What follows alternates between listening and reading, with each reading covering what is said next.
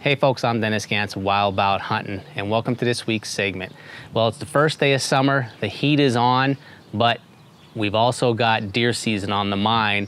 It's the beginning of July, just around the corner, so we're starting to really get into the mode of deer season. And there's a lot of things that we've been doing probably in preparation up to this point, even through the spring turkey season, but now we're really into the crunch. July, August, September, last several months, deer are still growing antlers. We're really starting to try to pattern them, trying to figure out stand placements and where these deer are gonna be for us to get the best chance to harvest that big buck or a nice doe. So some things I wanna talk to you about today are some tools that are gonna help you scout your deer herd, do an inventory of it, and get an idea of what maybe deer you want to chase this fall, or where you want to put stands.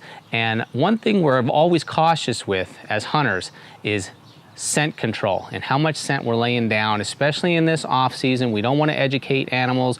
We don't want to put too much human odor in there. So we want to spend as little time as possible in the woods, but we also need to know where these deer are traveling and what the best routes are going to be for the early season and then as we get into the mid season. So one of the things that we try to use a lot are trail cameras. And there's a lot of different brands of trail cameras out there. This happens to be an Icon Crossfire. It's a really cool trail camera. I've used these quite a bit over the last couple of years. The nice thing with this trail camera is you can set it up no matter what height. It's got a tilt head on it. Trail cameras range in a lot of different prices.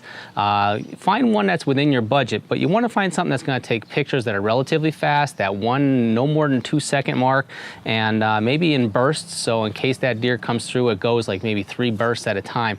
But they're great to put up in different spots where you think deer are traveling through, and let them go for about a week or 2 weeks before you check them to see what your inventory is. It keeps your scent control down in that area, and it also gives you pictures, and you can see the growth of the deer and kind of try to age them and where you want to put your tree stands. Another great tool to use is a good pair of optics, whether it's a pair of binoculars like my Vortex Viper HDs here, 10 by 42s, or maybe a spotting scope. Set up somewhere a little bit out of the way that you can glass areas that you're going to be hunting in some fields to see where deer are coming out of the woods to feed at night, and same thing in the mornings where they're going back in. These are 2 great tools that you can put to work this summer.